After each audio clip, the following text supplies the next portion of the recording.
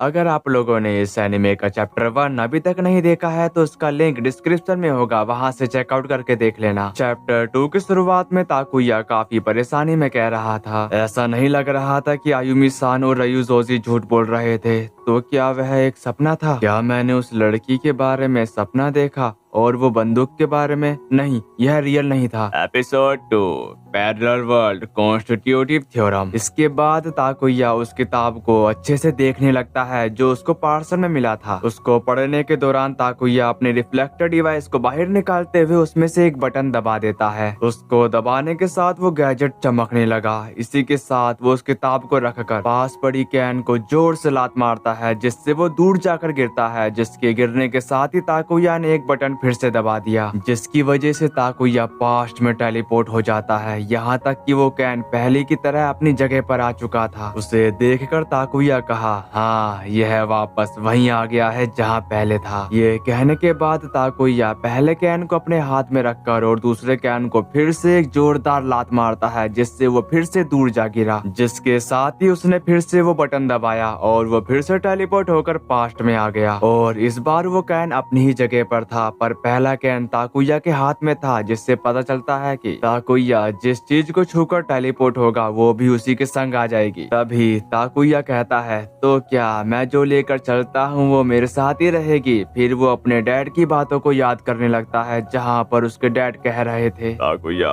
History क्या है? जिस पर ताकुया बताता है, क्या आपने मुझे यह पूछने के लिए यहाँ बुलाया है? उसकी ऐसी बातों को सुनकर ताकुया के डैड कहते, मैंने जो पूछा है पहले उसका जवाब दो। उनके ऐसे जवाब को सुनकर ताकुया कहता है, हिस्ट्री हमारे द्वारा किए गए सभी कार्यों का सम है। वो बात को सुनकर उसके डैड हंसते हुए कहे, हिस्ट्री के बारे में पुरानी सोच यही कहती है। वह कहते हैं कि यह यादें हैं कि समय के साथ चीजें कैसे बदल गई हैं, लेकिन हिस्ट्री वास्तव में बदलने की प्रोसेस की मेमोरीज है। जबकि ताकुया अपने डैड से पूछता, आप किस बारे में बात कर रहे हो? जिस पर ताकुया के डैड उसको बताने लगे, हिस्ट्री का कॉन्सेप्ट समय के होने वाले बदलावों पर भी लागू होती है। ऐसा नहीं है कि तुम्हारा पीठ आकार, जिसका मतलब आमतौर पर 1 से 5 मीटर का होता है, और ब्रेन इसको समझ सके। जो सुनकर ताकुया के ये सर के ऊपर से गया, पर वो अपने डैड से कहता, क्या आप मुझसे झगड़ा कर रहे हो? जिसका जवाब देते हुए ताकुया के डैड कहने लगे, एक्सप्लेन के लिए मान लो, मैंने सोचा कि क्या होगा अगर मैंने ये केक का टुकड़ा नहीं खाया होता, और ये जानने के लिए मैं समय के कई मिनट पीछे चला गया और थॉट एक्सपेरिमेंटल फिर किया होगा। जिस पर ताकुया बताता, आप एक बिल्ली जैसे आकार वाले रोबोट से पूछे तो यह बेहतर होगा। वे कहते थे कि आप एक नया इतिहास रच देंगे जिसमें आपने केक नहीं खाया होगा। जिस बात का जवाब देते हुए ताकुया के डैड कहते हैं, और यह गलत है। तो फिर मैं तुमसे एक सवाल पूछना चाहता हूँ, वह इनिशियल फैक्ट क्या हुआ जिसके कारण मुझे पीछे जाना पड़ा? जिसके जवाब पर ताकुया कहने लगा, खैर, आप समय के पीछे चले गए क्योंकि आपने केक खा लिया। अगर आपने पहले कभी केक नहीं खाया हो। उसके ऐसे जवाब को सुनकर अरीमा उसको बताने लगे, ठीक कहा, मेरी पसंद का इनिशियल कोर्स गायब नहीं होता। मैं केक खाता हूँ, फिर पास्ट में चला जाता हूँ और एक ऐसी दुनिया का जन्म हुआ जहाँ मैंने केक नहीं खाया। यह तीनों बातें हिस्ट्री में अंकित हैं। जिसके बाद ताकुया उस किताब को पढ़ते हुए बोलता है, रिफ्लेक्टर डिवाइस एक ऐसा इक्विपमेंट है जो किसी को दूसरे पैरेलल वर्ल्ड में जाने की परमिशन देता है। यह तथाकथित तटीय मिशन से काफी अलग है। तभी उसके सिर में फिर से दर्द होता है, जिसको बर्दाश्त करते हुए ताकुया कहता है, वाह, ये फिर से? क्या इस चीज का ज्यादा इस्तेमाल करने से कुछ बुरा होता है? साथ ही साथ हम उसके पीछे काना हटानो को भी देख पाते हैं। पर ताकुया उसे वहाँ देखकर घबराते हुए बोला, काना-चैन, तुम क्या वो देख रही थी? जिस पर काना-चैन बताती, तुम्हारा इससे क्या मतलब है? जो सुनकर ताकुया हंसते हुए कहा,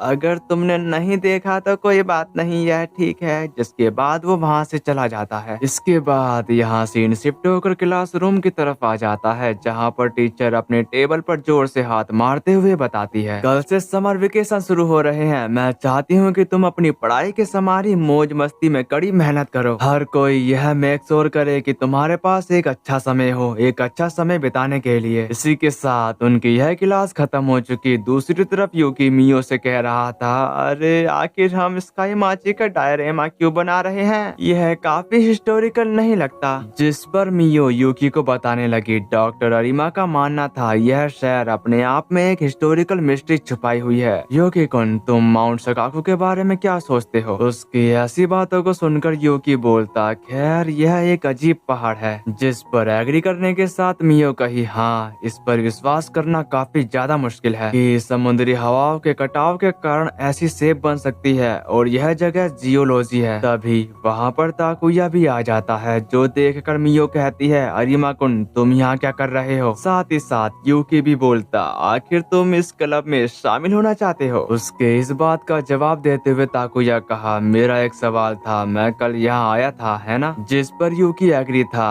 पर मियो बताती है तुम ठीक उसी समय पर आए जब हम डॉक्टर अरिमा के बारे में बात कर रहे थे, इसलिए मुझे यह अच्छी तरह से याद है। जो सुनने के बाद यूकी कहा, ठीक है तुमने कहा था कि तुम उनके रिसर्च नोटिस को उधार लेना चाहती हो। तभी ताकुया का कहना है, अच्छा ऐसा है। उसकी ऐसी बातों को सुनकर यूकी ताकुया से पूछता, क्या कुछ गड़बड़ है? पर ताकुया उसे बताता है, नहीं मैं तो बस जानना चाहता था, वैसे क्या मैं तुम्हारा फोन उधार ले सकता हूँ? यहाँ तक कि वो उसका फोन लेने चला गया, जो देखकर मियो कहती है, अरे सिर्फ हमारा सामान इस्तेमाल मत करो। जिस पर ताकुया उससे माफी मांगते हुए किसी को कॉल करने लगता है। तभी उसने कहा हेलो, जिसके जवाब पर आयुमी बताती, हेलो क्या हुआ? जिस पर ताकुया का कहना है, आप आज स्कूल में रयू जोजी सान के बारे में बात कर रहे थे, मेरे डैड के रिसर्च नोटिस का क्या हुआ? जिस बात पर आयुमी उसको बताने लगी, मैंने उनसे वादा किया कि मैं उन्हें उनके पास भेज दूंगी। अपनी स्टेप मदर की ऐसी बातों को सुनकर ताकुया बोला,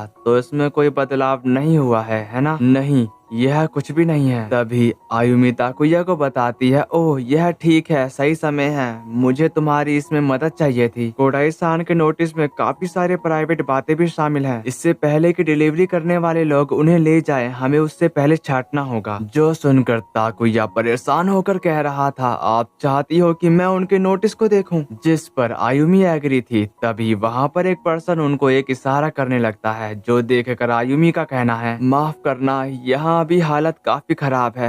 जो सुनकर ताकुया कहता है, ठीक है मैं यह करूँगा। फिर उसने फोन कट कर दिया। दूसरी तरफ यूकी बोलता, आप तो काफी अच्छे हो बॉस। तभी ताकुया उसे भी फंसाते हुए कहता है, तुम भी मेरी मदद करने के लिए जा रहे हो? उसकी ऐसी बातों को सुनकर यूकी काफी हैरान होते हुए कहा, मैं क्यों? जबकि मियो काफी एक्साइटेड होकर ताकुया से कहती है, मुझे यह करने की इच्छा है, मैं डॉक्टर अरिमा के रिसर्च के बारे में काफी कुछ जानती हूँ और मुझसे बेहतर कोई भी नहीं है, क्या मैं तुम्हारी मदद कर सकती हूँ? मियो का यह कहना ही था। तभी ताकुया बताता है, मुझे कोई आपत्ति नहीं है, लेकिन मुझे लगता है तब तुम और मैं अकेले होंगे। ताकुया की ऐसी बातों को सुनकर यूकी तुरंत तैयार होते हुए कहा, मैं तुम्हारे साथ शामिल होने के लिए पूरी तरीके से तैयार हूँ। इसके बाद वो वहाँ से चले जाते हैं। नेक्स्ट सीन में यूकी उनसे कह रहा था, क्या तुमने कल रात का पैरानॉर्मल का वह प्रोग्राम देखा? उन्होंने हमारे शहर को कवर कर लिया। उसकी ऐसी बातों को सुनकर मियो कहती, बेशक यह पूरी तरह से कर्ज के बारे में था, पुलिस को अजीबोगरीब खबरें मिलती रहती हैं, यहाँ तक कि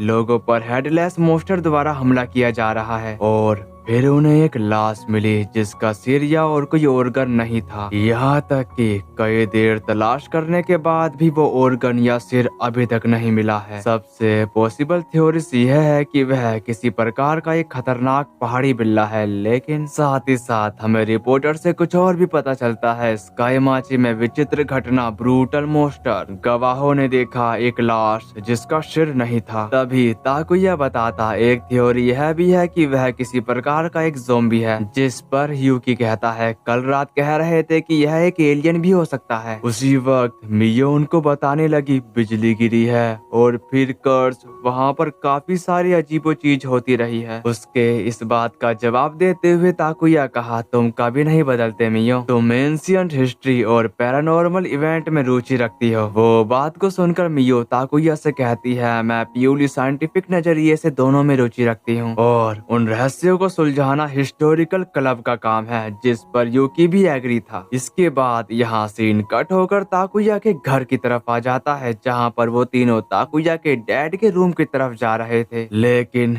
जब ताकुया ने दरवाजा खोला तो उसको ऐसा लगा कि उसके सामने मेरे डैड कुर्सी पर बैठे हैं।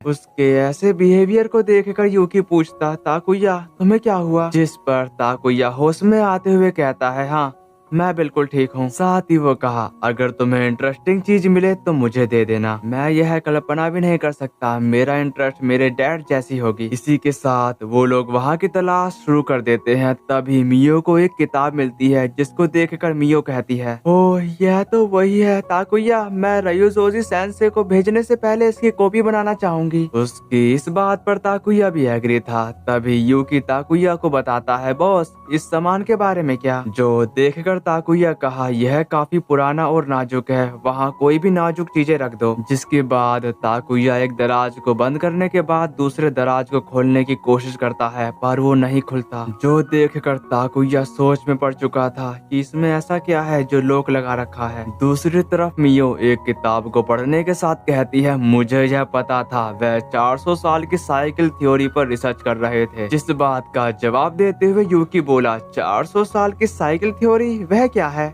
जिस पर मियो उसको समझाने लगी, 400 साल की साइकिल थ्योरी वह एक फेमस थ्योरी है, जिसे डॉक्टर अरीमा ने प्रपोज किया था। साथ ही साथ ताकुया बताता है, हालांकि यह थ्योरी कम और एक कंफ्यूज्ड पागल की इमेजिनेशन ज्यादा है। तभी मियो का कहना है, यह थ्योरी आज भी पूरी तरीके से ओरिजिनल है। यहाँ तक कि ताकुया बोला, यह इतना ओरिजिनल था कि उनकी एकेडमिक सोसाइटी ने उन्हें मानने से इनकार कर दिया। उसकी ऐसी बातों को सुनकर मियो शर्माते हुए कही, इस विषय में तुम्हारे साथ बात करने का कोई मतलब नहीं है। काश डॉक्टर अरीमा यहाँ होते और वह अपने मूर्ख बेटे को कुछ समझा पाते। जिसके जवाब पर ताकुया कहने लगा, मुझे उसी तरह महसूस हो रहा है, मुझे अब भी ऐसा लगता है कि उनके जबड़े पर एक जोर का घूसा मारना चाहिए, जिस तरह वह मरकर ऊपर उठकर गया। और गाइज मैं एक बात क्लियर कर दूं, ताकुया इस सीरीज में काफी बिगड़ा हुआ है, जो काफी गंदी गंदी चीजों के बारे में सोचता रहता है। साथ ही साथ वो अपने डैड की बिल्कुल भी इज्जत नहीं करता। इसलिए मैं इतने बेकार बेकार वर्ड्स का इस्तेमाल कर रहा हूँ। अगर मैं आपको उस कैरेक्टर के अनुसार आपको नहीं बताऊंगा तो इस एनिमे के अनुसार वो फील नहीं आएगा जो आना चाहिए। अब कहानी की तरफ आते हैं। और ताकुया की ऐसी बातों को सुनकर मियो उसको बताने लगी, मुझे माफ कर दो, मैं यह समझ नहीं पाई। उसकी ऐसी बातों को सुनकर ताकुया कहता कि इसकी चिंता मत करो, मैं जानता हूँ कि तुम जब किसी चीज को लेकर एक्साइटेड हो जाती हो तो तुम अपने आसपास में क्या हो रहा है उस पर ध्यान नहीं देती। ताकुया की ऐसी बातों को सुनकर मियो शर्माने लगती है।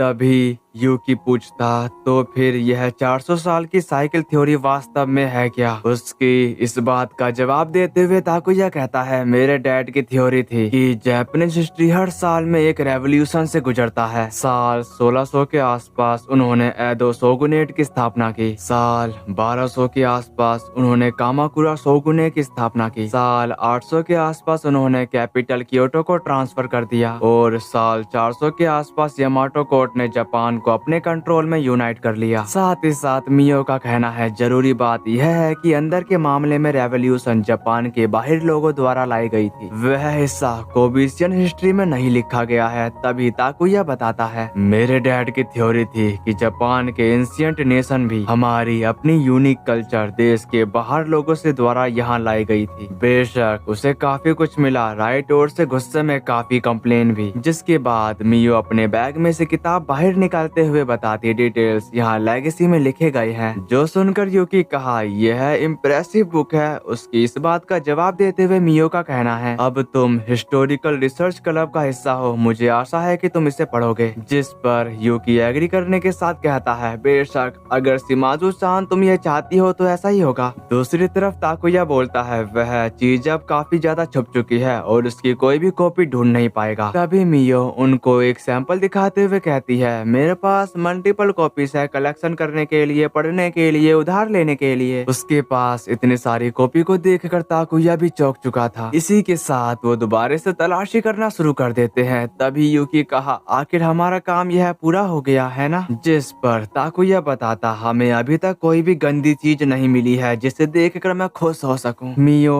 ताकुया की बातों को इग्नोर मारते हुए कहती है, अभी भी उजाला है, चलो माउंट सकाकू चलते हैं। जिसका जवाब देते हुए यूकी कहा, शिमाज़ु-सान तुम्हारे पास काफी ज्यादा एनर्जी है। उसका ये कहना ही था। तभी ताकुया बताता है, इतनी देर हो जाने के बाद हम वहाँ क्या ही कर सकते हैं। जिस पर मियो बताती कि मैंने तुमको पहले ही बताया था कि मैं क्या कर रही हूँ, हम और भी काफी कुछ कर सकते हैं। जिस पर ताकुया मियो को बताने लगा, पहले से तुम्हारा मतलब है जब तुमने बिस्तर पर सुसु किया था। उसकी ऐसी बातों को सुनकर मियो चिढ़ते हुए कहती है, मैंने नहीं। पर ताकुया पूछा, तब भी नहीं जब तुम छोटी थी। जिस पर मियो शर्माते हुए बोलती है, खैर मैंने तब ऐसा किया होगा, मुझे ऐसा क्यों कहलवा रहे हो तुम। उसको यूं भड़कता देखकर यूकी आते के साथ कहता है, तुम्हारा मतलब है माउंट सकाकू की जांच करना है ना, तो चलो चले। ताकुया तुम भी हमारे साथ चलो। इसी के साथ वो तीनों माउंट सकाकू की ओर रवाना हो चुके। रास्ते में यूकी उन दोनों से बातें करते हुए कह रहा था, माउंट सकाकू कितना रोमांचक है। दूसरी तरफ वो वर्कर आपस में बातें करते हुए कह रहे थे, क्या तुम भी ऐसा ही सोचते हो? बेशक, मैं ऐसा ही सोचता हूँ। तभी ताकुया का ध्यान भी वहीं चला जाता है और उसी की साइड में हम टायोटामी को देखते हैं जो जल्दी में कहीं जा रहा था। उसको देखकर ताकुया उन दोनों से कहता है, अगर वह हमारे पास आ गया तो मुसीबत खड़ी हो जाएगी, चलो जल्दी चलें। उसकी ऐसी बातों को सुनकर वो तीनों जल्दी से आगे बढ़ने लगे। नेक्स्ट सीन में वो माउंट सकाकू तक पहुंच चुके थे, पर वो टॉप पर जाते हुए वहां पर काना चान को देखते हैं जो चट्टान के पास कुछ कर रही थी। फिर वो काना चैन के पास जाने लगे। काना चैन उनको अपने करीब आता देखकर कहती है, यह खतरनाक है, तुम्हें इस जगह से दूर रहना चाहिए। उसकी ऐसी बातों को सुनकर ताकुया कहा, तो फिर तुम यहाँ क्या कर रही हो काना चान। पर काना चैन उनको इस बात का जवाब नहीं देना चाहती थी। तभी वो उन्हें अलविदा कहकर वहाँ से जाने लगी। उसको वहाँ से जाता देखकर मियो उसे रोकने के लिए कही, साथ ही साथ वो उसको बताती, तुम यहाँ क्या कर रही थी। जिस पर काना चैन कुछ देर सोचने के बाद कहती है, मैं यहाँ हवा का आनंद ले रही थी। लेकिन मियो उसकी इस बात से सहमत नहीं थी और वो उससे पूछती, हम तुम्हें देख रहे थे, तुम वहाँ क्या कर रही थी। जिस बात का जवाब देते हुए काना चैन उनको बताने लगे, मुझे अच्छा नहीं लग रहा था इसलिए मैं वहाँ बैठी हुई थी, बस इतना ही। उसी वक्त मियो कहती है, हटानो सान, क्या तुम कुछ छुपा रही हो। जो सुनकर काना चैन बताती है, तुम मुझसे किस तरह के जवाब की उम्मीद कर रही हो। जिस पर मियो बताती, तुमको ऐसा करने की जरूरत नहीं है। फिर वो सीरियस होने के साथ वहाँ पर उस रखे फूल को उठाते हुए पूछती है, क्या तुमने यहाँ रखे हैं। जब भी मैं यहाँ आती हूँ मैं हमेशा यहाँ पर इसे रखे हुए देख पाती हूँ। उसकी ऐसी बातों को सुनकर काना चैन को घंटा कोई फर्क नहीं पड़ रहा था। जो देखकर मियो भड़कते हुए कहती है, तुम इस सवाल का जवाब हाँ या नहीं में दे सकती हो। उसको यूं गुस्से में देखकर ताकुया उसे रुकने को कहता है, पर काना चैन मियो से कही गुड बाय और वो ये कहने के बाद वहाँ से जाने लगी। उसको बिना कुछ कहे वहाँ से जाता देखकर मियो जबरदस्ती उसे रोकने की कोशिश करती है, पर ताकुया उसे और ज्यादा आगे बढ़ने नहीं देता। ताकुया को काना चैन को प्रोटेक्ट करता देखकर मियो कहती कि क्या तुम उसकी ओर अट्रैक्ट हो रहे हो, लेकिन हटानो सान एक गुड चॉइस नहीं है। उसकी ऐसी बातों को सुनकर ताकुया कहता है, तुम कहना क्या चाहती हो। तभी बीच में आते हुए यूकी बोला,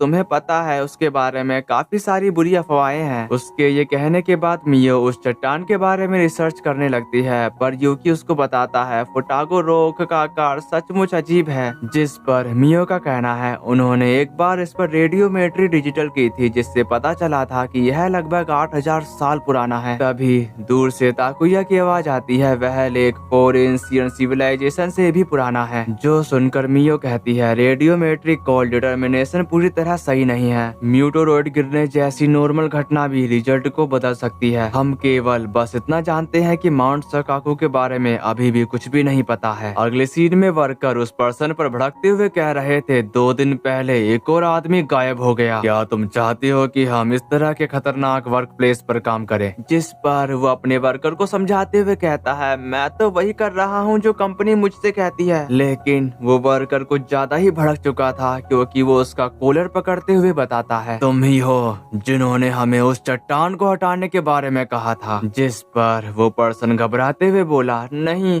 यह चीज अरिमा का ऑर्डर था। उसकी ऐसी बातों को सुनकर वर्कर उसे छोड़ते हुए कहे, हम यहाँ समय बर्बाद कर रहे हैं, चलो जियोटेक के पास चले और उनसे सीधे बात करें। उनके जाने के बाद वो पर्सन अपने एटीट्यूड में आते के साथ कहा, मैं अच्छे से व्यवहार करने की कोशिश करता हूँ और वो बेवकूफों की तरह व्यवहार करते हैं। तभी वहाँ पर ताकुया आते के साथ कहता, लगता है तुम उन्हें बकवास खिला रहे थे। जिसके जवाब पर टायोटामी कहने लगा, ओ यह तुम हो, पर तुम किस बारे में बात कर रहे थे? उसकी ऐसी बातों को सुनकर ताकुया एक्सप्लेन करता है, तुमने झूठ बोला कि आयुमी सान ने उन्हें उस चट्टान को हटाने का ऑर्डर दिया था। तभी वो हंसने के साथ कहा, अगर मैं ऐसा नहीं करता तो मैं खतरे में पड़ जाता। उसी वक्त पीछे से यूकी इशारे करता है, ये बंदा कौन है? जिस पर ताकुया बताता, यह फ्लंकी ए है जो आयुमी सान के लिए काम करता है। पर टायोटामी बोला, मेरा नाम टायोटामी है। लेकिन ताकुया उसकी इस बात पर ध्यान ना दे हुए यूकी से कहता है, वह अश्लील फिल्में बनाता है। पीछे से टायोटामी चिल्लाते हुए कहा, मैं एक कंस्ट्रक्शन साइट चलाता हूँ। तभी ताकुया टायोटामी से कहने लगा, तुमने उनसे उनकी परमिशन लिए बिना ऐसा करने को कहा था। जिस बात पर टायोटामी पूछता है, तुम्हारे पास क्या सबूत है? जिस पर ताकुया मना करते हुए कहता है, नहीं, लेकिन मुझे ऐसा लगता है कि यह पॉसिबल है। वो बात को सुनकर टायोटामी कहा, अगर मैंने ऐसा कुछ भी किया तो भी वह उसकी जिम्मेदारी है, क्योंकि वह मेरा बॉस है। बेहतर होगा कि तुम माउंट सकाकू पर ना जाओ, क्योंकि वह जगह फॉरबिडन है। उसकी ये चीप बातों को सुनकर ताकुया खिलस चुका था। तभी मियो उसके सामने आते हुए बताती है, माउंट सकाकू एक पब्लिक प्लेस है, उन्होंने बिजली गिरने की घटना की जाँच पूरी कर ली है। उसकी ये बात को सुनकर टायोटामी का कहना है, मिस मुझे माफ कर दो, लेकिन अब यह जियोटेक के अंडर में है। यह खतरनाक है। जब हम कंस्ट्रक्शन साइट का विस्तार करेंगे तो हम फुटागो रॉक को तोड़ देंगे। उसके ये बात को सुनकर मियो गुस्से में कहती है, तुम ऐसा नहीं कर सकते, माउंट सकाकू एक फेमस प्लेस है, सरकार द्वारा इसे एक जरूरी कल्चरल प्रॉपर्टी डिक्लेयर किया जा सकता है। जो सुनकर टायोटामी कहता है, खैर अगर तुम्हें यह पसंद नहीं है तो मुकदमा कर दो। और कानूनी आवेदन की कागजी कार्यवाही लगभग पूरी हो चुकी है। जिस पर मियो बताती है, तुम इसे क्यों तोड़ रहे हो? जिसका जवाब देते हुए टायोटामी कहा, यह तो कंपनी का सीक्रेट है, मैं तुमको नहीं बता सकता। टायोटामी का ये कहना ही था। तभी मियो कहती है, तुम यह भी नहीं बता रहे कि क्यों, और तुमको मेयर की परमिशन चाहिए। ऐसा होने की परमिशन नहीं दी जा सकती। उसकी ऐसी बातों को सुनकर टायोटामी कहता है कि जो तुम वैसे भी कर रही हो। तभी मियो खुद को इंट्रोड्यूस करवाते हुए बताती है, मैं मियो शिमाजू हूँ, मेयर की बेटी। जो सुनने के बाद टायोटामी हैरान होते हुए कहा, क्या मेयर की बेटी? मैं तो बस वही कर रहा हूँ जो कंपनी मुझसे कहती है। यह समय की बात है कि सिटी काउंसिल इसे मंजूरी दे दे। लेकिन मियो उसके इस जवाब पर कहती है, लोकतंत्र पूरी तरह से प्रक्रिया पर आधारित है, तुमको कुछ कहने से पहले अप्रूवल हासिल करना होगा, बाद में नहीं। जबकि टायोटामी बोलता, मैं नहीं जानता कि मैं तुमको क्या बताऊं। उसको जवाब ना देते हुए मियो भड़कते हुए कही, मैं इसके बारे में अपने डैड से पर्सनल बात करूंगी। पर्सनल वाली बात को सुनकर उसकी फटकर चार हो चुकी थी, पर वो बहाना मारते हुए कहता है, मुझे कहीं तो जाना ही होगा, क्योंकि मेरे को एक जरूरी काम याद आ गया है, बाय। आखिर में अच्छे लोग ही हमेशा जीतते हैं। इसके बाद यहाँ सीन शिफ्ट होकर रोड की तरफ आ जाता है, जहाँ पर रात हो चुकी थी। साथ ही साथ मियो उसको बताती है, मैं अपने डैड से माउंट सकाकू के बारे में पूछूंगी, लेकिन किसी भी सिचुएशन में हम अपनी जांच पड़ताल बंद नहीं करेंगे। जिस पर यूकी एग्री था, पर ताकुया उसको बताता है, यूकी उसे घर छोड़ देना, होटल तो वैसे ही होते हैं। उसकी ऐसी बातों को सुनकर यूकी काफी हैरान हो चुका था। नेक्स्ट सीन में हम ताकुया के घर को देखते हैं, जहाँ पर ताकुया के लिए एक लेटर और कुछ पैसे थे, और उस लेटर में आयुमी ने लिखा था, ताकुया कुन, मैं आज रात फिर से देर से घर आऊंगी, मेरे बिना रात का खाना खा लेना। जो पढ़ने के बाद ताकुया सोफे में आराम फरमाने लगता है, पर वो उन्हीं की यादों के बारे में सोच रहा था। जो सोचने के बाद ताकुया अपनी स्कूटी को स्टार्ट करते हुए कहीं निकल पड़ा। फिर इसके बाद यहाँ सीन शिफ्ट होकर जियो टेक्निस की तरफ आ जाता है, जहाँ पर एक लड़की टीवी में शो देख रही थी। तभी उसके पास से आयुमी गुजरती है, जो देखकर वो लड़की काफी डर जाती है क्योंकि कहीं उन्होंने मेरा टीवी तो नहीं देख लिया। पर आयुमी टैक्सी का इस्तेमाल करने के साथ कहीं और रवाना हो चुकी। उसी वक्त वहाँ पर ताकुया आ जाता है, जिसके बाद ताकुया उस लड़की से कुछ पूछने लगता है। उसकी ऐसी बातों को सुनकर वो लड़की पूछती है, इस समय तुम क्या चाहते हो? उसके इस जवाब पर ताकुया बताता है, मेरा नाम ताकुया आरिमा है, मैं अपनी माँ आयुमी से कांटेक्ट करना चाहता हूँ। जिस पर वो लड़की कहती है वह वहाँ से अभी गई है। जिसे सुनकर ताकुया का कहना है, वह कब गई? जिस बात पर वो लड़की बोलती है, मैं ये बात किसी को नहीं बता सकती, यहाँ तक कि उनके बेटे को भी नहीं। दूसरी तरफ ताकुया उससे विनती करने लगता है। साथ ही साथ वो कहा, मैं जानता हूँ कि तुम काम करने में काफी सीरियस हो और तुम काम के दौरान टीवी देखने वालों में से नहीं हो। जिस बात पर उस लड़की को मजबूरन उसे बताना पड़ा, वह साइंटिफिक इक्विपमेंट लीजिंग कॉर्पोरेशन वाली कंपनी की तरफ जा रही थी और उसका पॉइंट वेयर हाउस डिस्ट्रिक्ट है। जो सुनने के बाद ताकुया तुरंत वेयर हाउस डिस्ट्रिक्ट की ओर रवाना हो चुका। रास्ते में उसे किसी के चिल्लाने की आवाज आती है, जो सुनकर ताकुया समझ चुका था कि आयुमी खतरे में है। और उसका ये कहना बिल्कुल ठीक था क्योंकि आयुमी सान काफी बड़े खतरे में थी। और वो उन बदमाशों से कहती है,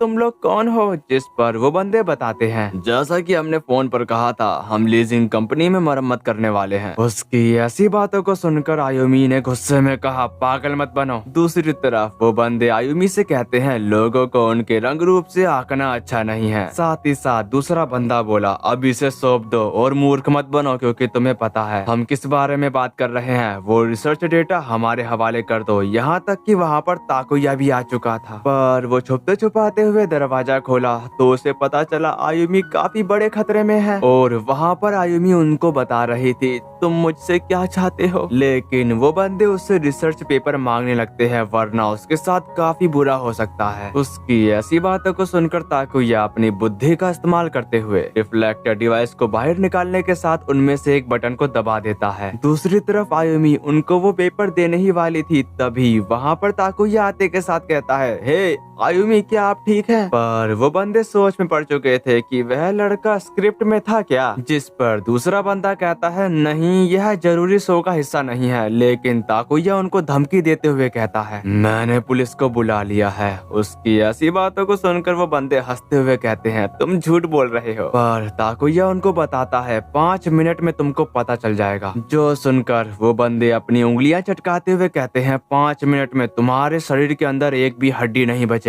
उनकी ऐसी बातों को सुनकर ताकुया थोड़ा डर चुका था, पर आयुमी उनको रुकने को कहकर वो पेपर देने को तैयार हो जाती है। साथ ही साथ वो उससे अपने बेटे के लिए भीख मांगने लगती है, प्लीज उसको कुछ मत करना। अपनी मोम को ऐसा करता देखकर ताकुया उनको मना करते हुए कहता है, आयुमी सान, तुमको ऐसा करने की कोई जरूरत नहीं है। तभी आयुमी कही, नहीं ताकुया कुन, प्लीज कोई पागलपन वाला काम मत करो। जो सुनने के बाद उस बंदे का कहना है, बच्चे के बारे में भूल जाओ, हमारे साथ मजे करना ज्यादा मजेदार होगा। तुम्हें किसी आदमी के साथ वो किए हुए काफी समय हो गया है ना? उसके ये कहने के बाद उसने उसके कपड़े फाड़ दिए, जिसकी वजह से आयुमी काफी तेज से चिल्लाती है। उन कमीनों की ऐसी हरकतों को देखकर ताकुया उन्हें गालियां देते हुए उन पर हमला करने के लिए चला जाता है। पर वो बंदा कुछ ज्यादा ही ताकतवर था क्योंकि उसने ताकुया को मार मार कर उसकी हालत काफी ज्यादा खराब कर दी। उसको पीटने के बाद वो कहा, एक प्रोफेशनल झगड़ालू लोगों से मत उलझो बच्चे, क्या तुम अब भी ऐसा करना चाहते हो? उसकी ऐसी बकवास को सुनने के बाद ताकुया कहा, हाँ, अब राउंड 2 का समय है। जिसके बाद वो टेलीपोर्ट होकर उसी जगह पर आ चुका था जहाँ से उसने शुरू किया था, और इस बार वो आयरन रोड लेकर उनके पास जाता है। साथ ही साथ वो आयुमी सान को बताता, यहाँ से चली जाओ क्योंकि अब यहाँ जंग होने वाली है। वहाँ पर उस लड़के को देखकर वो बंदे वही बातें दोहराते हैं जो हमने अभी सुनी थी, जबकि ताकुया उन पर अटैक करने के लिए चला जाता है। पर वो बंदा अपनी शर्ट को उतारकर उसका सामना करने लगता है, लेकिन इस बार भी ताकुया काफी ज्यादा इंजर्ड हो जाता है। मार खाने के बाद उसने फिर से वो बटन दबाया, जिसके बाद वो टेलीपोर्ट होकर और उसने इस बार अपनी स्कूटी ही उसके अंदर घुसा दी। लेकिन वो इस बार भी काफी बुरी तरीके से नाकाम रहा। इतनी बार नाकाम होने के बाद भी वो एक और बार ट्राई करने को कहता है। तभी एक हीरोइक एंट्री के साथ वहाँ पर टायोटामी आ जाता है। और गाइस, इसी के साथ चैप्टर 2 यहीं पर खत्म हुआ। और आज की एक्सप्लेनेशन आपको कैसी लगी कमेंट में जरूर बता देना। साथ ही साथ इस वीडियो को शेयर एंड लाइक जरूर कर देना।